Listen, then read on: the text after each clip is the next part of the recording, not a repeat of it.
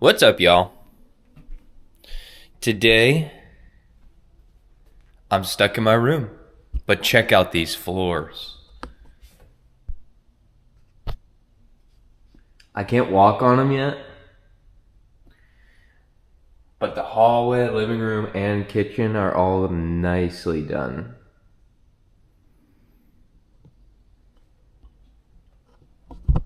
So I'm stoked about that, even though I can't touch it yet. But I got to clean my room and stuff. So thanks for tuning in, hanging out with me for a little bottle episode. So we're trying to create change in the world, right?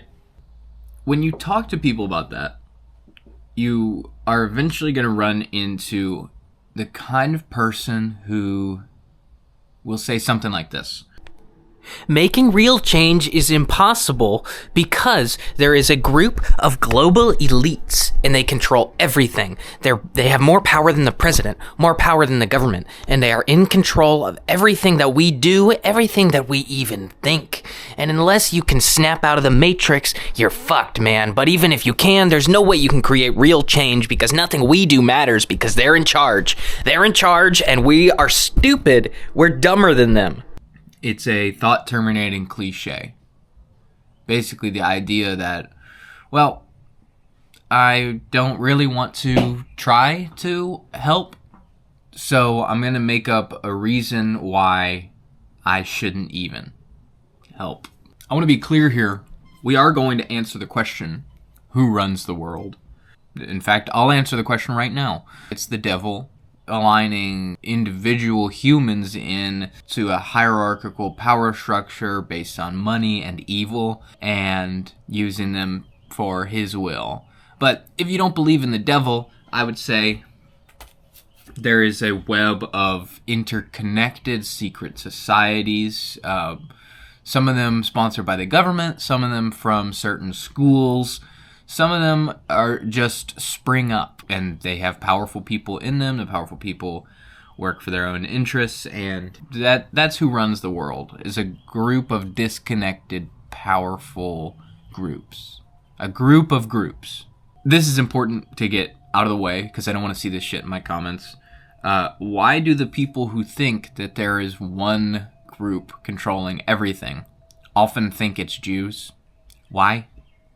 And this kind of actually, and not only kind of pisses me off, it really pisses me off. In the web of secret societies, there exists a secret society which represents Zionist interests. People who want the state of Israel to survive and thrive and commit genocide. They want the world to go to war with Israel so that they can create the conditions necessary for the biblical end times. Yeah. That's a religious belief that a lot of these people in power have. Those people are called Zionists. They're not called Jews. It's not fucking rocket science. It just pisses me off to have people, like, complaining about the Jews running everything and this and that and the other. And, like, I know Jewish people. Like, we go to the same school. Like, so it's really important that we draw a distinction between Jewish people and Zionists. Because, I mean, we need to get this sorted out before we can move past the smoke screen that's in the media of anti-Semitism and who's an anti-Semite, who's racist, who is, like, pro-terror. All these, like, dog whistles. They cannot keep using the media to align people into their narrative using the dog whistle of anti-Semitism if we stop calling these radical Zionists Jewish people. Because they are not Jewish people. They worship the devil. That is why they're doing a genocide. I mean, obviously, there's a lot of gray area between Jewish person and Zionist. I'm not qualified to talk on this. I just think anti-Semitism is really fucking stupid when really, like, we could all be on the same team if we just agreed to be anti-Zionist. Because, I mean, nobody wants the state of Israel to be doing a genocide. So you should be an anti-Zionist. If you're anti-Semitic, then you're fucking stupid and racist and anti-Semitic. I don't know. It's just like, if you're a well-meaning conspiracy theorist, you should switch to saying Zionists. And you should actually know what Zionist means. And you should stop thinking all Jews are controlling the world. Because, you probably know Jews that you don't know are Jews. There's a lot of people out there. All right? It's a big fucking world. Get off your high horse.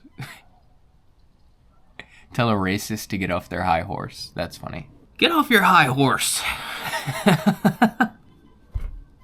A lot of people want to point their finger at one group that is above the rest of the groups in the hierarchy of power. And for some reason, people will point towards Jewish people. That is flat out wrong. There is not one group of people in charge of everything. Second of all, there are a lot of Jewish people who just aren't in charge of everything. So if you're trying to identify a secret society that is pulling the strings, don't fucking say Jews. I know Jews. I'm friends with Jewish people and they don't run the world.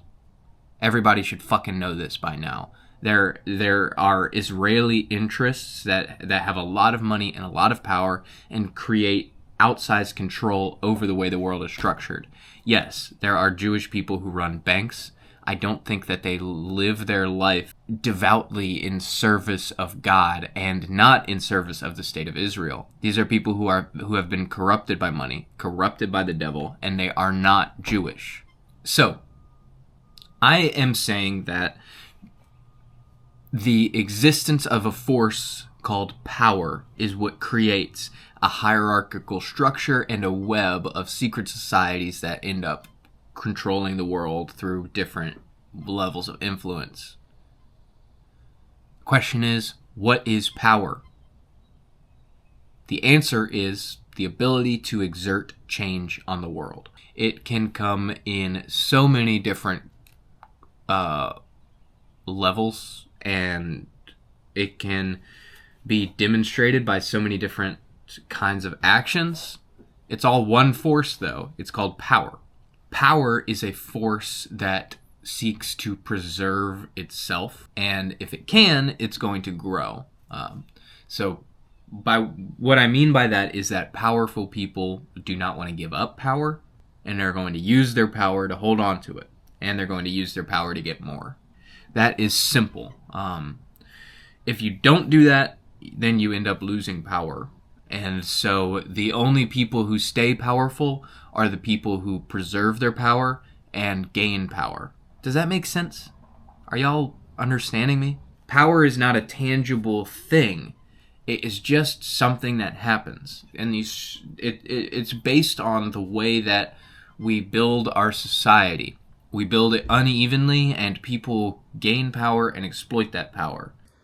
I think an anarchist would rightly argue that it was powerful people who created society in the first place to perpetuate their power. These are people who, like I said, they work with the devil. They've been indoctrinated by Satan, and they believe that the most righteous cause is increasing and protecting their own power. Now, in the interest of doing that, they find other people who share their religion of worshiping the devil. And I'm not being necessarily literal. I'm not saying everybody with power worships the devil. What I am saying is everybody with power worships power. And they will do that in their own ways. They may be religious, and they may use their religion to justify gaining more power and preserving more power and doing as little as possible to help people. They may just be honestly evil, like devil worshippers, like I said. They may just think that what they're doing is good because it is good for them. And there is really no other moral consideration to make other than what is good for themselves. They may just be greedy. Listen, imagine all the sins, all the kinds of sins you can do, all the ways that you can go to hell. That's how these people have gotten to where they are, by which I mean with a lot of power and... Shit, have I trailed off? Have I lost y'all? So power naturally collects dynastically. People with power are going to abuse their kids or the people around them to turn them as evil as they are. And then when they die, they pass on their power, usually through ownership. whatever they owned, they pass on in their inheritance. And ideally, for them, they have prepared their children to be just as evil and just as power-preserving and power-increasing as them. That's how it works. Power wants to preserve itself, and so power will abuse people, all of these things, in order to preserve itself. So, the question is, who has power? I think we all know the answer. It is people with a lot of money. There's other kinds of power, obviously, but for the most part, in today's society, if you have power, you are making money. I mean, you're not going to be poor if you're a powerful person. That's just simple. So you can look at the amount of money that somebody has, and with reasonable accuracy, predict the amount of power that they're going to have. And remember, if somebody has power, they're going to be using it to either preserve it or increase it. That's the rule. Make this very clear. Money and power behave the same way when people possess them, but they're not the same thing. They just indicate the presence of each other. To continue drawing parallels, people with a lot of money are going to invest their money, which means they're going to increase their ownership and make more profits. If you have money, it is easier to keep it and make more. And if you don't have money, it is hard just to keep it. That is same rule with power. Same rules as power, even though they're different. That's why democracy and republicanism are so good at challenging power. Democracy allows people who will be subjected to state power to decide who is going to wield the state power, which makes it harder for an individual in power to keep power. They can't just pass it on dynastically, like with a kingdom or something, a non-democratic system. And republicanism allows for levels of power to exist within the political system, so people choose who they trust, but if you don't necessarily trust that person, they don't have to be in charge of you. Ideally, everybody should trust the federal government, and when that system fails, it's because people no longer trust that they are in control of who will get the power of the state. I think. Having great power and great responsibility at lower levels before moving up. And ideally, you have this world where people prove that they are responsible before getting a promotion from democracy. And that's why democracy and republicanism are so good at attacking power. And, by the way, that is why powerful interests are attacking democracy and republicanism. Okay? I'm not going to explain that because this video isn't about democracy and republicanism. It's about power. But you can just trust me on that. We might get into that more in the next video. So who has power? People with a lot of money. Like I said, we know this. It's just simple. You can predict a powerful person by looking at a wealthy person. You can predict a wealthy person by looking at a powerful person. It's not like your money and your power scale directly. There's a lot of ways to gain power. But if you have power, you probably have money. Wealth passes on, usually hereditarily, the same way that power does. And it preserves and collects. So money behaves the same way as power, and power and money attract each other. Even though they're not the same thing, we can look at them as indicators of each other. Ownership over something is interest in that thing. If you own something, you have power over it, so you obviously want to preserve it or expand it, and that is what interest means. When you hear something like moneyed interests, those are people with money who want to preserve or expand their money. When you hear oil interests, those are people who own oil who want to preserve or expand their oil profits. The military industrial interests, Those are people who own military-industrial means of production, and they want to expand or preserve their military-industrial might. You can think of anything this way. Collusion is natural for these groups. Not only do people who own oil infrastructure also own military industries, and vice versa, but also military industries burn oil, right? Tanks require oil to move, so the military is a driver of oil. So these groups collude together. They use their money, they use their power and influence to change the way that the government is going to act, to increase their own interests. And they're what they're doing is natural. They're working together because they both want to protect and increase their power. It's simple. It's just the rules of the way that human nature is. Not all humans are corrupt power seekers, but all powerful people are, because, like I said, if you are not preserving or increasing your power, then you are losing your power. So we have this system that basically makes it so that the only people who have dynastic wealth have developed ways of transferring their wealth between each other and preserving it. And there's only one way to stay powerful, and that is to become corrupt. So naturally, you're going to work together with other people who have also become corrupt. It's not fucking rocket science. It is basic human nature. It's just villains working together to be even greater villains. It is not one group that controls everything. Like I say, it is the devil. It is evil that coordinates these supposedly discordant groups into acting a certain way. Right now, we see it in the anti-immigrant right. We could talk more about that later, but that's where all the moneyed interests and power are going. I know some of it's going to the Democrats. I would call the Democrats part of the anti-immigrant right. A lot of the Democrats, not all of them, but there are a lot of Democrats who are part of the anti-immigrant right.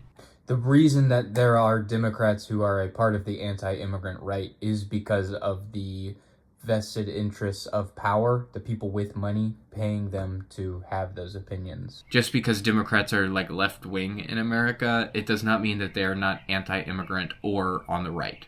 We've talked before about how right and left are subjective and not very descriptive. That's how we can have right-wing Democrats. It's not rocket science. It's just those people are also powerful, so they want to work with the powerful people who are going to help them be more powerful. It's just, it's inertia, and it's a system.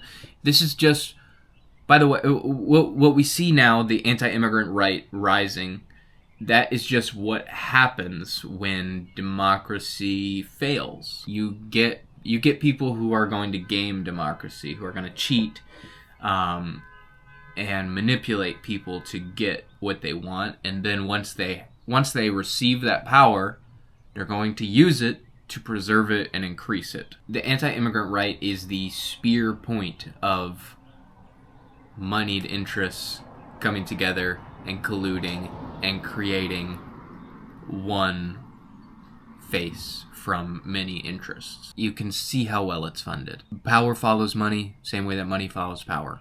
So if you see a lot of money in a place, you can see a lot of power in a place. And if you see a lot of power in a place, then you know that the interests are probably being coordinated in service of the devil. Kind of the reason that I've been bringing up this stuff lately, it's been on my mind lately. I've been watching this YouTube channel, Eyes Wide Open. They talk about CIA history. It's a guy, he cites all his sources, and he's got 2 like college degrees. Very smart guy, making like groundbreaking informational essays on the CIA. Check them out if you want to know more about like the specifics. This video has been more about the shape, because I feel like it's not, this is something that is being developed, kind of the ideas of power and evil and coordination and how it happens. This is something I've seen developed by people like Professor Zhang on YouTube, the Chinese professor who he's got his most recent video series called like How Evil Works or something. The YouTube channel is Predictive History. You should watch him as well. But he's kind of developing this idea about how power preserves itself, and so I'm building on that. So I want to discuss for a little bit the CIA, the deep state in general, where they fit into the coordination of power underneath the devil. The CIA was born kind of in the ashes of World War II. During World War II, we established this agency called the OSS. That was like Operation Security, whatever. It was basically the CIA. But during World War II, they did counterintelligence stuff against the Nazis and against the Japanese and against the Russians and just like overall aided the war effort. They closed down for like roughly 2 years after the war before eventually Harry Truman was convinced to establish the CIA. He did not want to. He believed that establishing the CIA would create a backdoor for this organization that can do things without the oversight of the president, to do things with the authority of the president, which completely undermines American democracy as a whole, and he was right. However, he signed the CIA into law. Basically, they get their money from something called the black budget, and the black budget, we don't know the size of it. We don't know the amount that our government spends on the CIA, but we do know that it comes out of the budgets of social services. Like it is embezzled from government services so that they can keep it quiet. Isn't that fucking insane? So we may not know how much we spend on the CIA, but we know that it's coming from other spending. The CIA, they are funded by the government discreetly, is the point I'm trying to make. What is the deep state? You've probably heard of that. The CIA is part of the deep state, but also the FBI, these other agencies, intelligence agencies that are able to work in the executive branch with the authority of the president, but not necessarily with the knowledge or consent of the president. So they're able to work basically in secret, and they break laws. They are able to do basically whatever they want to get their mission done, whatever they perceive their mission to be. Because remember, sometimes the president will direct them to do things. Sometimes they just do things because they already have funding and nobody knows how much they get funded, so they can just do whatever they want, whenever they want, with the whole resources of the United States government behind their back. It is a clear threat to freedom and, honestly, humanity's peaceful existence on the globe. The CIA's role in the self-enforcing power hierarchy that exists in our society is mainly starting wars, claiming territory for oil interests. And psyops. Also psyops. And the reason for that is a lot of the people in the CIA, especially in the beginning, were either oil barons, military guys. These people are heavily invested, and remember, ownership is interest. So the fact that these people are heavily invested in oil and military industrial complex gives them interest in expanding and protecting oil and the military industrial complex. So that's what the CIA does. This is not meant to be an entire indictment of the CIA or the FBI. I'm not going to go over everything that they did. You should do your own research, educate yourself. Like I said, you should watch Predictive History, Professor Zhang on YouTube, Predictive History on YouTube. And Eyes Wide Open if you're interested in this topic and want to learn more. Last thing, I want to end this on a positive note, or at least a note that gives us some energy and some strength. So there's a way that we stop the deep state, and it's actually very, very simple. It's hard. They killed John F. Kennedy for trying, and they didn't kill Jimmy Carter, but when he tried, he didn't go hard enough, and so he lost. So it's not easy. Other people have tried and failed, either been killed or been just ignored. There is a way to work against the deep state. It's 3 steps. If we have Congress and a president who are willing, then we can get them done. Thing number 1, we need to be able to see the black budget. Congress could put that in an act tomorrow and make it happen. Thing number 2, we need to be able to limit the black budget. Same. Congress could do this, and it could be done. And then we could have control over the budget of the CIA. Thing number 3, we need to establish a peacekeeping organization with authority over the CIA. Think of Elon Musk's Doge combined with like the Peace Corps. They basically come in, audit the CIA, decide what actions are appropriate and what actions are inappropriate, and help them scale down their operations with Congress scaling down their budget. The idea is we do this swiftly, smoothly, fast enough, with top-down authority and transparency that there is no string for them to pull to stop it from happening.